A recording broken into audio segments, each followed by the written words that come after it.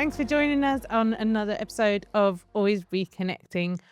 Really excited about this chat. A couple of weeks ago, I went to a talk and a chap called Ben Darwin was talking about sports because he had a lot of experience in rugby.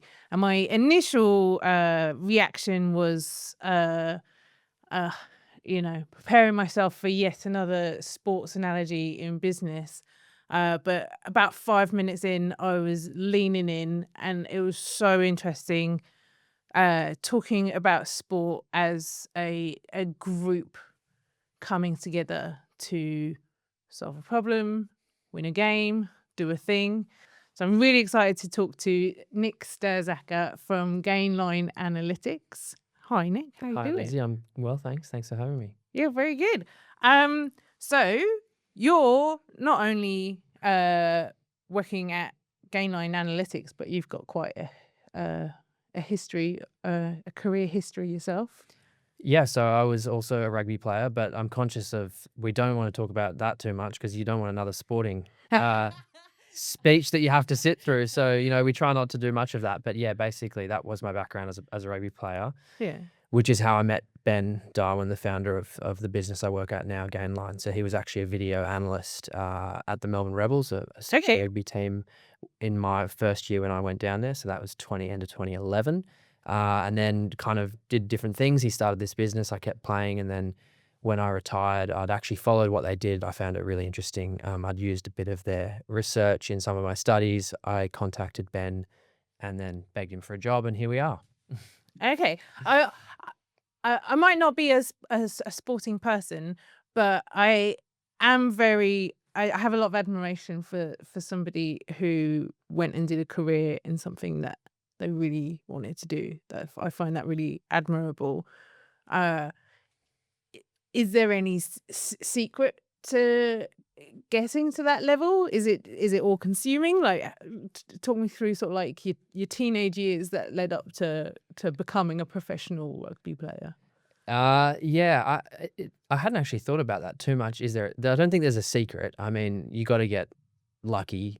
You've got to work hard and all those kind of basic things I think Yeah, that anyone has. But having said that, I think a lot of it comes naturally just through playing sport. We play a lot of sport in Australia. I used to play 3 games of rugby a weekend at different times when I was a teenager because you're playing for your school, playing for your club, playing for your representative team. I never really thought of it that it was going to be a career until sort of suddenly it started to happen when I was about 18 and played for Australian schoolboys, and then suddenly those paths sort of open. So yeah, I was very lucky because at different times I think it's easy to look back on and always think of what you maybe wanted to achieve you didn't, but also there's always times where when you got picked that a coach liked you, that went for you instead of someone else. There's always all these moments, I think. So a lot of people work hard that don't get there, and a lot of people, yeah. but it's definitely a prerequisite. So a bit of luck, a bit of persistence, and yeah, I was lucky enough to play for about 10 years professionally, and I really enjoyed it. Yeah. So I'm a creative person, Yeah. and I'm fascinated by the value of my creativity to the broader world, and especially business. So that's kind of why the business was set up in the first place. It's like business. If we add creativity to business, then it unlocks new possibilities, new opportunities, better at connecting and things like that. And so it's really interesting that kind of value of everybody extends to sport as well. Like, there's so many things from people who are really good at sports and have experience in sports to bring these things across to different industries, and how everyone plays a part in the success of business, economies, and I don't know, the world or whatever. So what what was the things that attracted you to the video work of Gainline Analytics, of like what you knew already or what you didn't know already that was something that you could bring into new industries and new groups of people? So, well, for Gainline, what really interested me is the fact that I think so much in sport, we don't really know why teams win or why they lose. Yeah. And there's just a whole genre of media and public perception and everything we talk about around why a team wins. You know, they had a better coach, they had better players, they had this sort of facilities, they did this certain drill at training, or they've been doing a rugby team that does some wrestling sessions over here, this other thing. And there's so many variables, right? It's so imperfect as a science experiment. It's impossible to know, what's really causing the Sure. success here. And I think one of Well, the I'm sure Isaac Newton felt the same about gravity at I'm that sure he point. did. Yeah. Well, without trying to compare it to that, I think I was lucky in the sense that I played for some really good teams through my career, but also some not so good teams that struggled. And what was interesting about that is that there's not actually a massive difference between some of those teams sometimes. There's not nearly as much as people think. Yeah. And for example, one of the things we talk about, in the off season, all these sporting teams go around and do professional development. So overseas teams will come to Australia, they'll visit the Melbourne Storm or someone like that who's perennially successful, and Australian teams will do the reverse. Maybe, a few years ago, they'd go and visit the New England Patriots and under, Brady and all their success. What teams don't do is they don't go and visit the shit teams. But sometimes it'd actually be quite useful because you can see that sometimes there's not actually that much difference between what's happening inside the building. And I really had that when I left. I went from a team called the Melbourne Rebels, and things were difficult for us for a whole host of reasons, and we were not a great team. And I went Yeah. over to England, played for a couple of good teams, and I couldn't really see a difference between the training program, the quality of the coaching, nor the quality of the players. And one thing that was really different, and this comes back to the work that Gainline does, is what's happened before the players got there. And so Saracens is a team in England, in the English Premiership, which has won a lot of titles. And they had a really strong academy system. They're bringing a lot of players through together at the same time. And that's the really important piece. Whereas you take the Melbourne Rebels, it was players coming from all over the country because no one plays rugby in Melbourne, basically. And so people from New Zealand, from New South Wales country, from Sydney, from Brisbane, whatever, not much sort of history together, but prior. And what that means is you have very low levels of understanding. So when sports data most of the time is looking at outcome, it's looking at what was your pass accuracy, what was your shot accuracy, these details in the game. And what no one is looking at is what's happened before. And it turns out that, if you and I, the more times we've done something together, actually we're going to improve. Our skills are going to start to merge onto each other. And so that is really what made sense to me in terms of following the work that Gainline did, looking at performance not through that individual perspective of what they're doing on the field, but as a network of relationships and how that sort of manifests itself in performance. And so you've come to a conclusion of cohesion Yeah. as an important umbrella.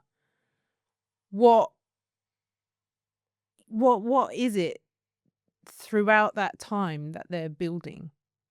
Is it just practice, or is there more to it than that? Is there something deeper? So yeah, I mean, it's important for us to kind of distinguish between cohesion as we describe it and culture as to sort of how it's popularly described. Yeah. So when people talk about culture, often they're talking about normative behaviors. So what is it like to work in this business? Do we say hi to each other when we come in? As simple as that. If I'm making you tea, do I make someone else tea? Whatever it might be. Or, what CRM do we use and how does that function? And a whole Yeah. host of the behaviors inside a business. Whereas cohesion, what we're talking about is the level of understanding between the component parts of the team. And so that can be impacted by a coach, for example, because you can have a coach who comes in and changes the way you play in sport. So if you've been used to defending in a certain way and then they change that's how you adapt, it's going to take time to adapt. And so you're going to sort of underperform before it starts to work, if it does. And it can be the same in the business. If we started changing the technology, all these beautiful microphones that I can see and everything, and then tomorrow it might take longer to set up or something like that. But what happens in sport is that performance is always judged the same. And so you change the way you play, but everyone watches it, and a player underperforms and they're still judged on that. They're still dropped as a result of it. We change the team. It's called action bias. So something's gone wrong, we have to make a change. We sort of justify our role as a coach or a manager or anything, and then the owner justifies his by firing the coach. We've seen that Mm. recently in the English Premier League, where Ange Postecoglou has obviously been coaching Nottingham Forest, and I think he was dismissed after the second shortest tenure in EPL history, 39 days. Just insane. Insane lack of patience with what he's trying to do, and then why that's not working. I think it was 8 games, but Yeah. only 5 in the Premier League. And so Patience is a great word in all of this. it is, for sure. And so, yeah, so sort of the aspects of it, I think that's getting back to your question, is you've got that program aspect of how it's all put together. What sort of framework are we operating under? And then you've got the people aspect. So, a question we always ask is, if we were to take someone out of your business today and replace them with an identical skill set, an identical personality, what have we lost? Have we got the same person? Is it like for like? And of course, it's not, because you've lost all the interpersonal understanding, how that person operates, the efficiencies that you get in communication, where you don't need to explain something 10 times before they understand it, because you can just explain it once because you've done Yeah. it before. And so, And understanding everyone's flaws as well. sure. Like, Yeah, I'm going to help out this person here because I know that they sure. Absolutely. struggle there. Or Absolutely. And so, change is always happening around us. But I think what we call cohesion analytics helps us to do is understand where we're sort of at in that level of change. What are the players dealing with if we talk about sport?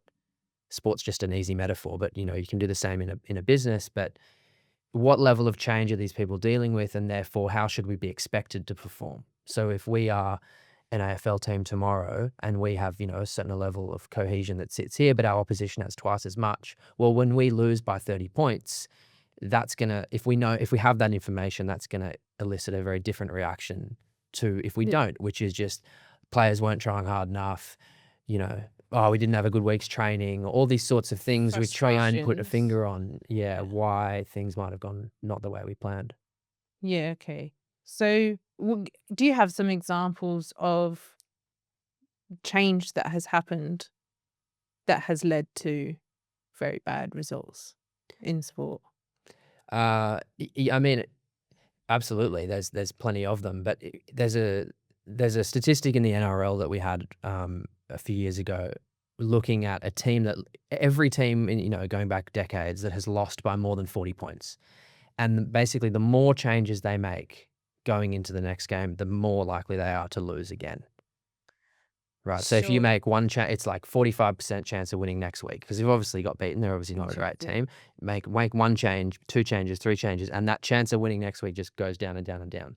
And sometimes you Because panic sure, and change yeah, more. and sometimes you have to, and sometimes there's injuries, and there's all these things that go on. But Yeah. Yeah. it's quite interesting, because it's a reaction to an aberration. We had a bad performance. Now what do we do about that? Well, we change the whole team, or you know, and obviously it's a spectrum, right? There's always gonna be elements that you can change. There's always gonna be some things you don't. But I guess trying to put some data around that rather than running off a hunch is kind of what we try and do. Sure. Well, it's interesting you say sometimes things do have to change. We've had a few of those in the business recently of where we've had a frustration and felt that there needed to be a change. So, like, how do you go about implementing a change, whether it is injuries or technology or other things?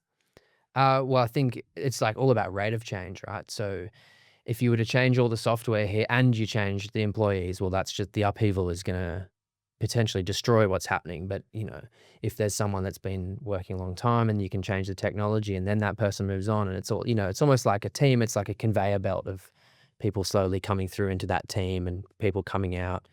I mean, I know you're not a massive rugby fan, but if there's anyone listening that is, the South African rugby team has really done that quite well over the last sort of eight years, where they've got an older group which is transitioning, but they've sort of drip fed these players really slowly into the other positions to fill them, rather than sort of, oh, we move this person on, we throw in the young player, and then it doesn't go well. So very intentional. It seems from the outside, it seems very intentional how they've gone about that, and been able to kind of hold that level of performance over 2 World Cup cycles now. They've won the last 2 World Cups, been very successful.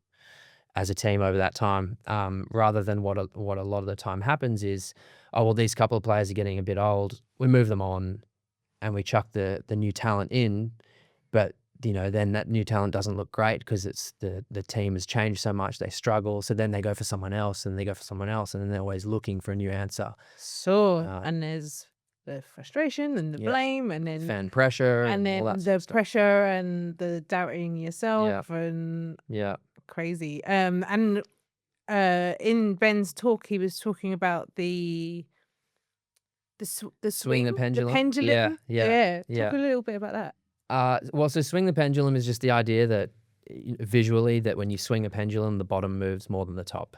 And uh, in any business or any sporting club, it's the idea that the CEO, for him to change something or her to change something, it's very easy. It's a stroke of a pen. It's going to make an economical saving for the business, and it's justifiable because of X, Y, Z.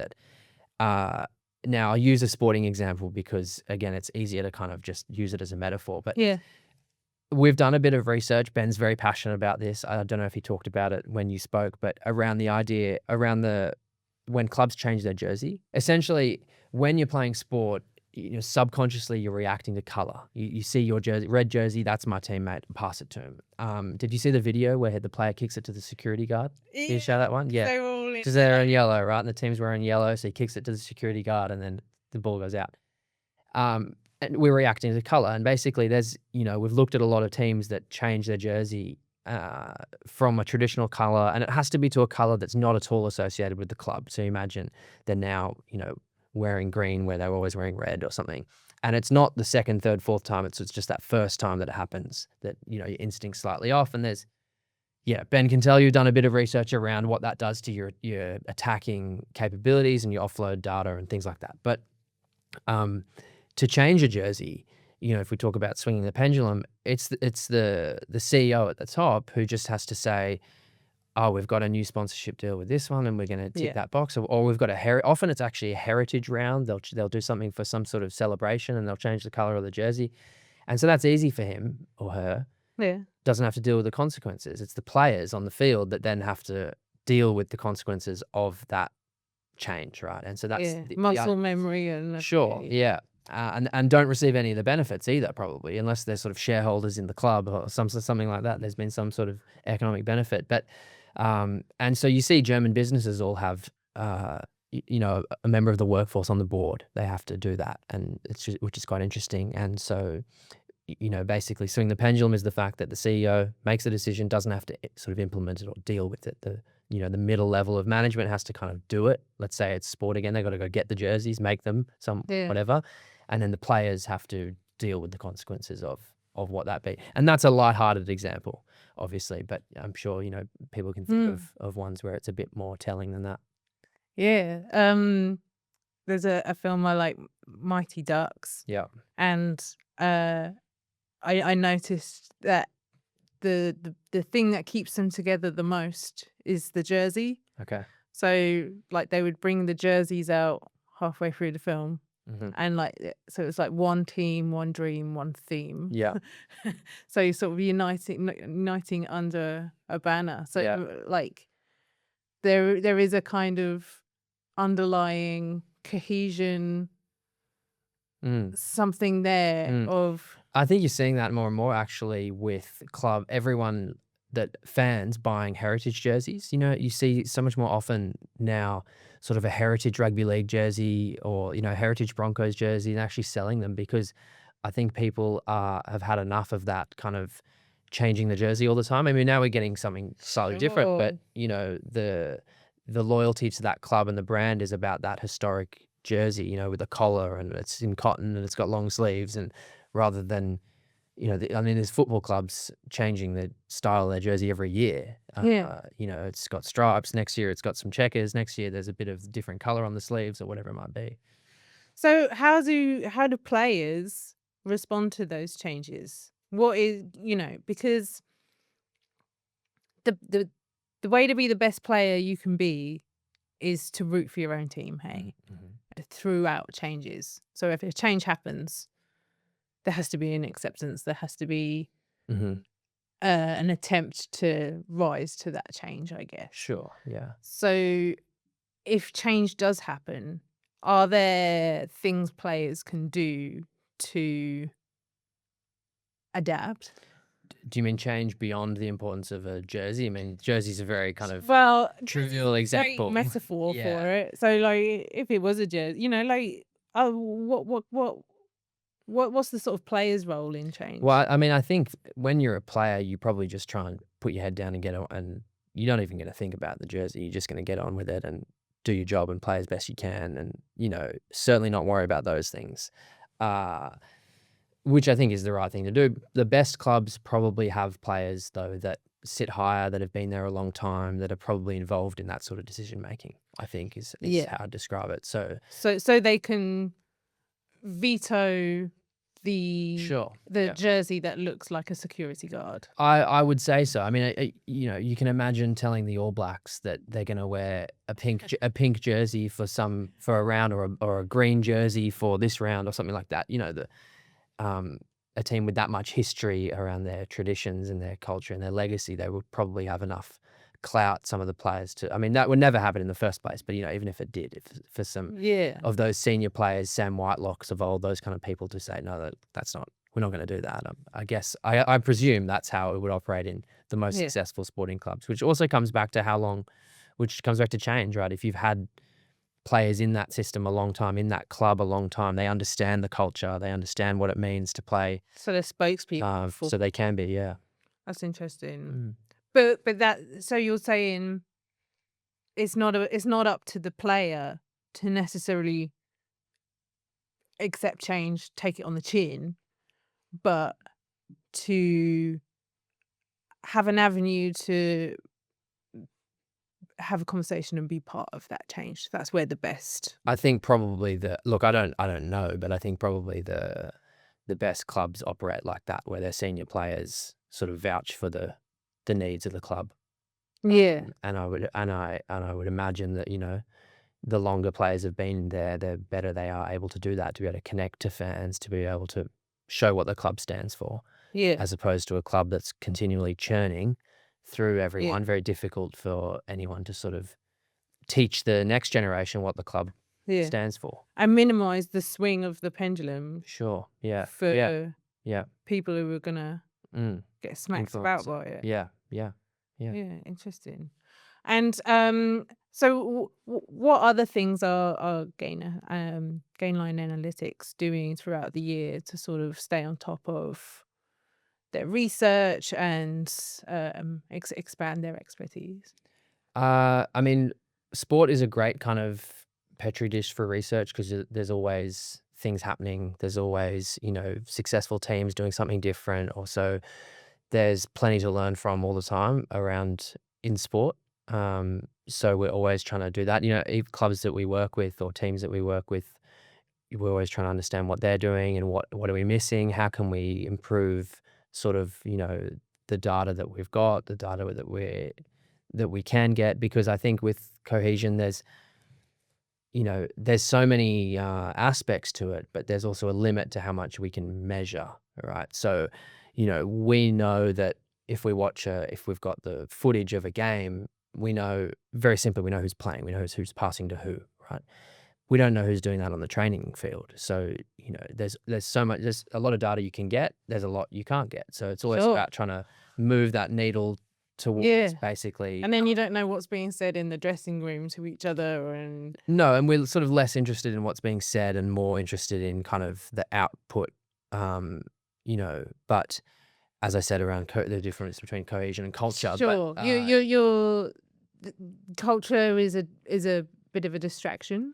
well, I mean, there's so much already done in that space, I think, and that's all very important and impactful, but it's not what we're kind of doing. And I think, Yeah. I mean, often the two get confused. So, and I think, to be honest, there's a lot of false attribution around culture, in the sense that, I'll give you an example from a sporting example. There was a rugby game a couple of years ago, a European Cup final, which was played between a French team, La Rochelle, and an Irish team, Leinster, from Dublin.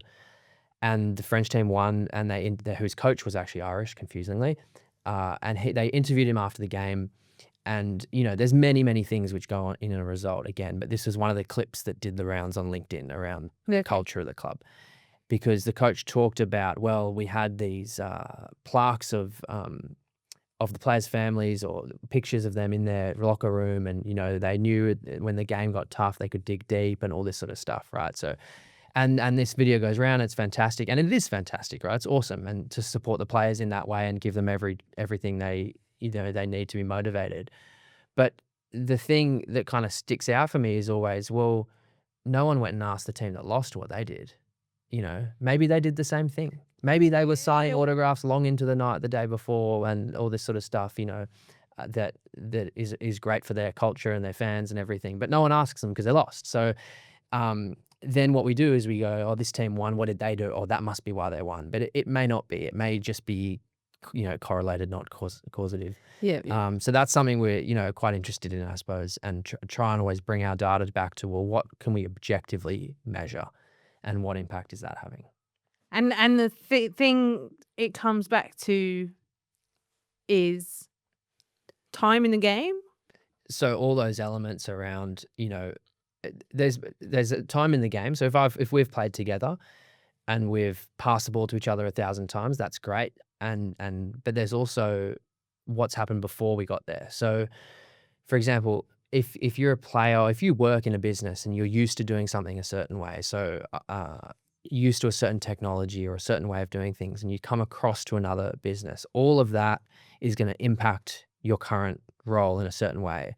And so there's research which talks about how it's easier to learn something new than it is to unlearn something that you already know. Sort of like forgetting an old. So that idea of you can't teach an old dog new tricks is, we think it's not quite true. It's you can't change the trick, right? Because they're used to doing something like this and you want to change it and do it like that. And so what happens when you join a new team or when you're playing with a new player or all this sort of stuff is we've all got baggage around how we're used to doing stuff. Yeah. And then that kind of actually negatively impacts how you do something in the next team. So, you know, it's about the history of the players and where they've been and who they've played with, but also, you know, the length of time they've had before. The younger you are, the less. Sure. So that, I mean, the old dog thing is, well, the younger you are, the easier it is to learn a new skill because you've also got less that you're rubbing up against. So it's like if you found someone who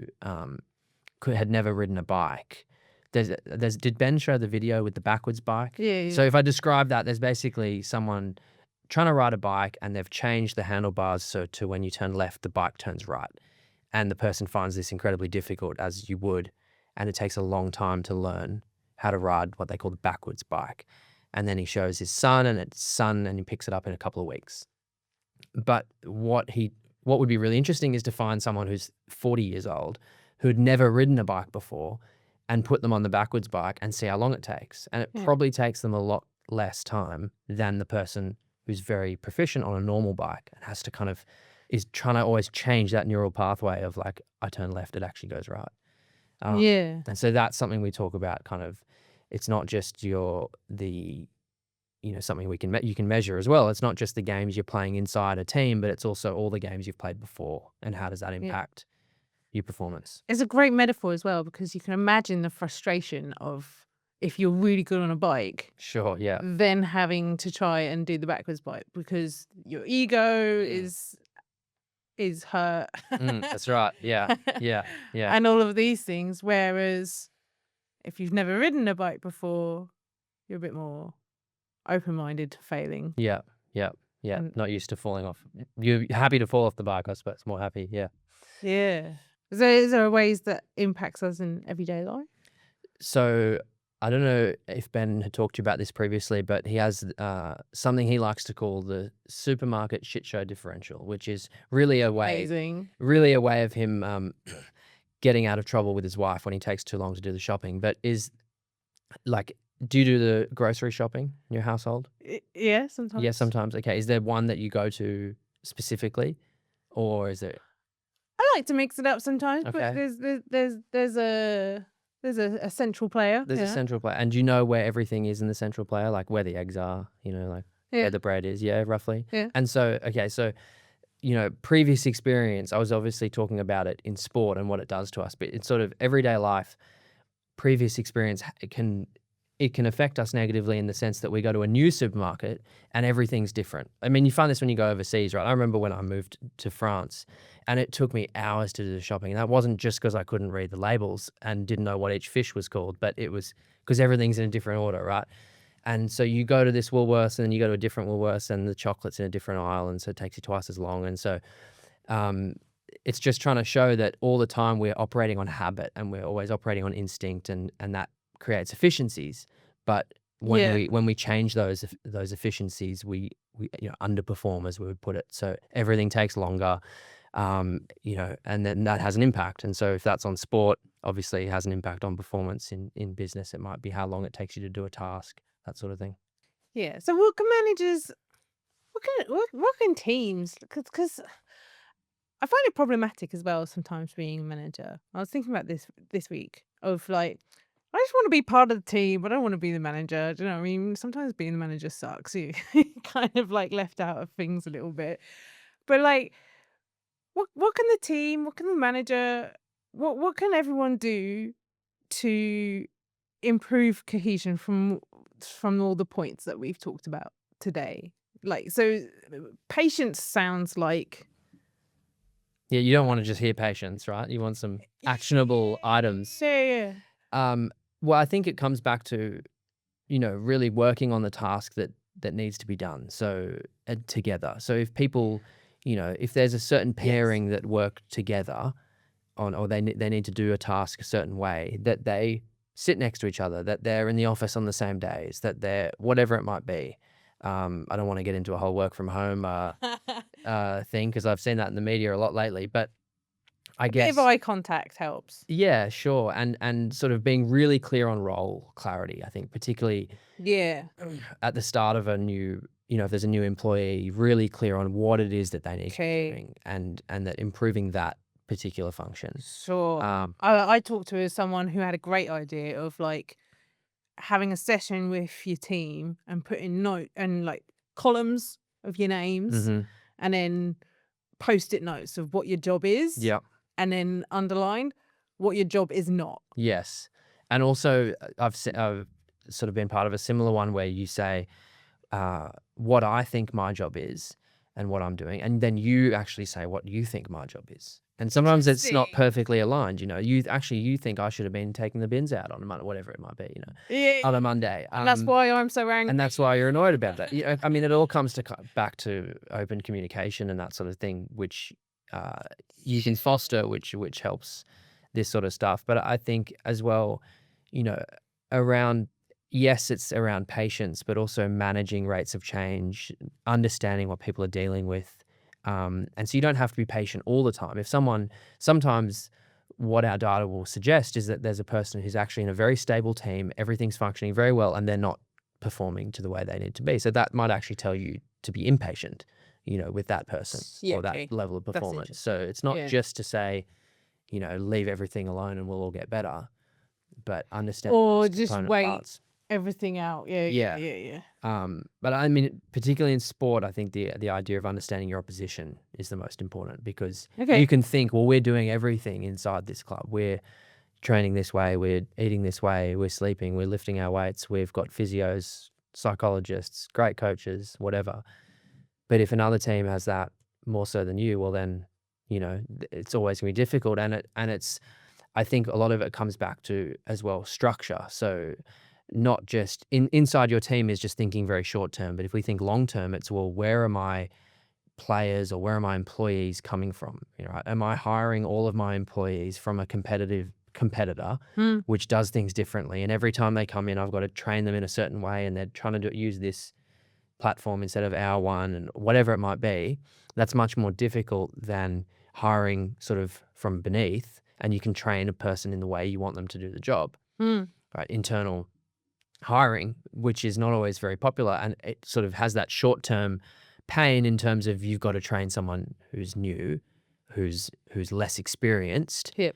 but long-term is the benefit of they're going to be more loyal to your organization, they're going to have a really deep understanding of the way you do things, and they're less likely to leave because they've been there. I mean, we know in Yeah. sport that once a player leaves their first club, they're more likely to then leave the second and the third.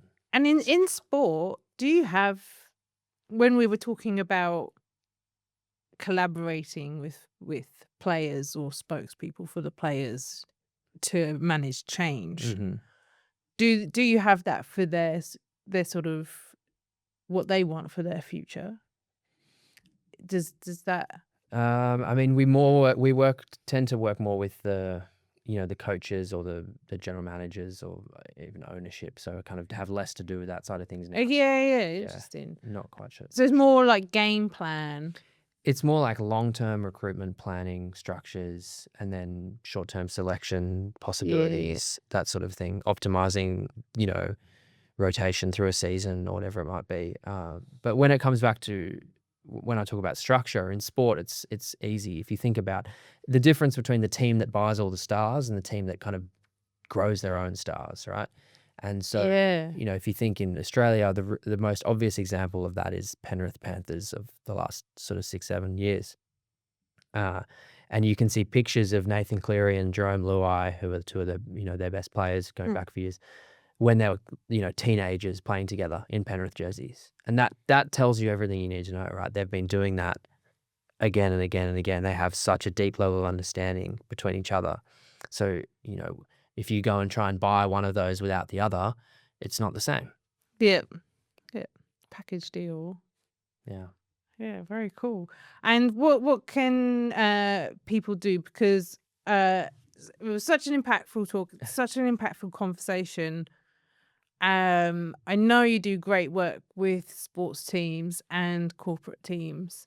So where can people find out more about Gainline Analytics? Well, we've got a website, gainline.biz. They go on LinkedIn, send us a message. Yeah, Ben's very good to chat to, accommodating, and really interesting to do this sort of speaking with. So always someone you can reach out that way. It's easy. Yeah, and I found these guys really open to talking and connecting. So send out your message requests. Everyone's very friendly. It seems at Gainline. That's Yeah, very thanks. cool. Yeah. And who do you support? Are you allowed to say it out loud? In which sport? Yeah. Oh, rugby. Well, I mean, like Australia, obviously. Yeah. Outside of that, Is that the political answer? well, I mean, outside of that and Super Rugby, I played for the Melbourne Rebels, who sadly went bankrupt and no longer exist. So I'm marooned without a team, you could say. But certainly it's been enjoyable watching the Wallabies over this year. They've done really, really well. And we've got a home World Cup coming up in 2027, so there's plenty to look forward to on that front. Yeah. Will you be in the stands or? Yeah, hopefully, if I can get a couple tickets. Yeah, for Yeah, sure. beautiful. Yeah. All right. Thanks so much, Nick, for coming to chat to us. That was really awesome. Thanks, Lindsay. Thanks for having me.